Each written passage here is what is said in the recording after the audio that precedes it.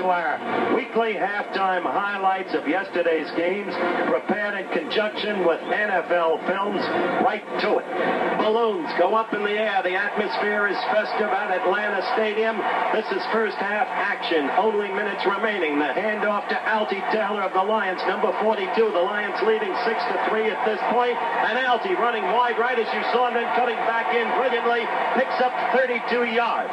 This is the very next play. 2 minutes, 30 seconds left in the first half. The score, as I said, 6-3. And Steve Owens, number 36, former Heisman Trophy winner from Oklahoma, moves out wide and goes in for the tally.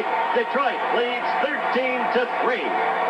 Now we're only in the third quarter, and they're struggling. Atlanta is to fight back. Bob Berry has just handed off to Art Malone, who's become an outstanding running back in the National Football Conference.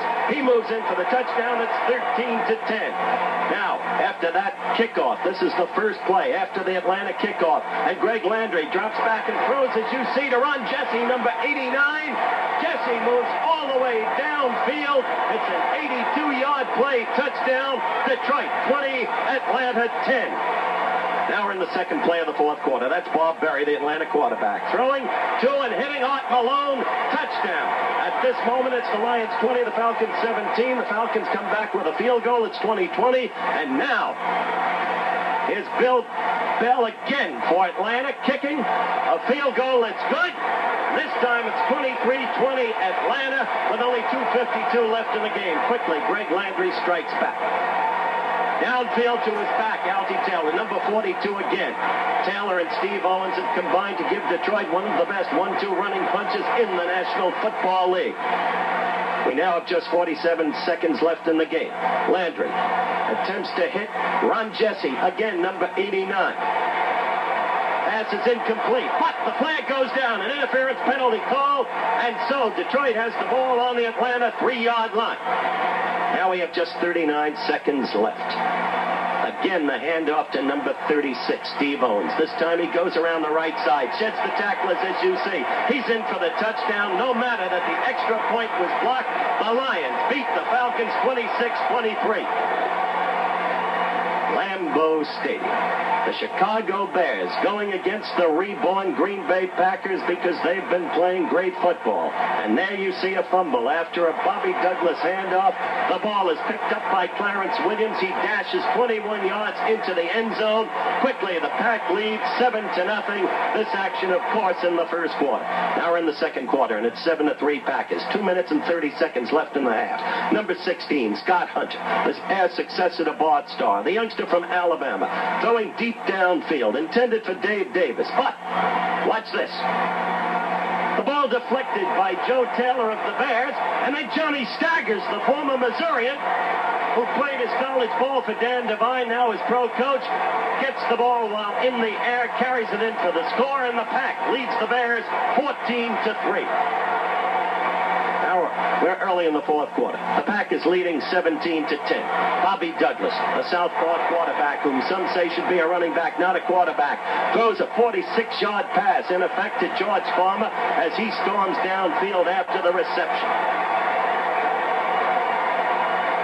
The Chicago Bears can fool you even though they're still winless. This is 4 plays later. It's 4th and 2 from the 2. And watch Bobby Douglas scrambling in. And suddenly, the Chicago Bears have tied the Pack at 17-17.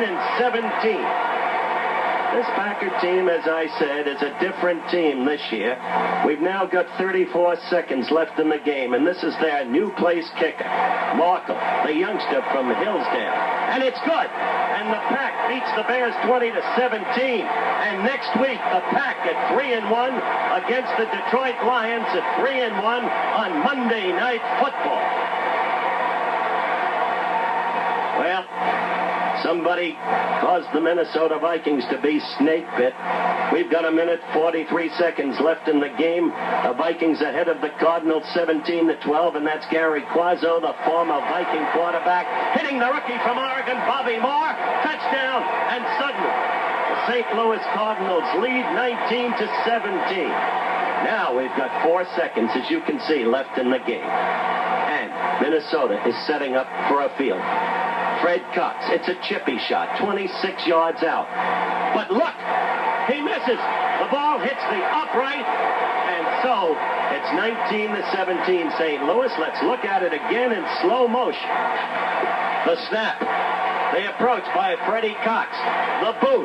Now watch closely. Defensive back Roger Whaley apparently climbing up. His teammate Rose back. Apparently touches the football. And indeed, the trajectory of the ball seems to have changed in flight. The ball hits the goalpost. And astonishingly, the powerhouse Purple People Eaters have lost 3 of their first 4 games of the season.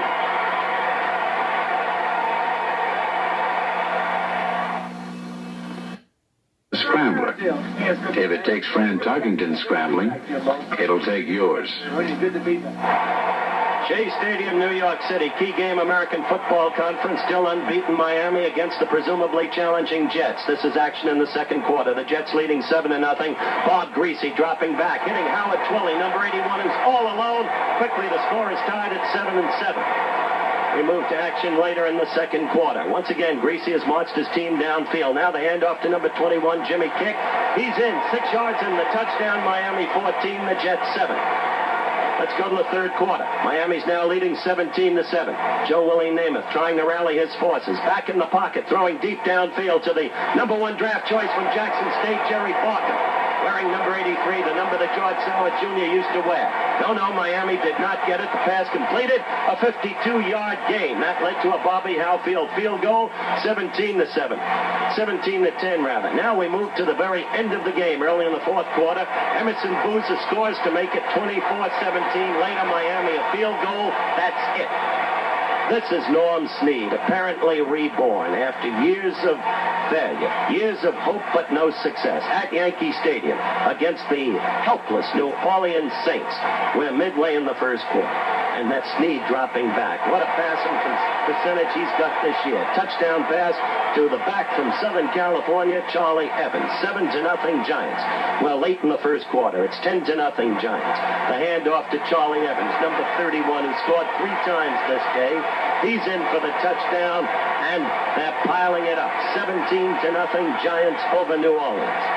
Now we're late in the second quarter. It's 24-0 at this point. I told you about Charlie Evans. Here he is again. 8 yards in. Touchdown. The Giants leading 31-0. They haven't had a day like this in years. We're just 3 plays later. 15 seconds left in the half. Archie Manning, out of Ole Miss, number 8, scrambling the way he used to in college. Looking deep downfield. Throwing. To number 83, Dave Parks, once the leading pass receiver in the National Football League. That was back in '66, and New Orleans is on the scoreboard. It's 31-7 Giants at halftime. Now we're in the third quarter. Norm Snead again. A 14-yard touchdown pass. You will see it. To Don Herman, the youngster from Waynesburg. And so the Giants are ahead, 38-7. Scan excitement here. We are late in the third quarter, or at least moving to it. And they're finally playing Bob Grimm, acquired from the Vikings in the Tarkenton trade. Snead to Bob Grimm. Hits him. Touchdown. 45-7. Well, not a good day for the New Orleans Saints, to put it in the form of understatement. Here you see Manning dropping back. Manning finally hitting Danny Abramowitz, and so New Orleans scores. That made it 45-14. It wound up 45-21, no contest.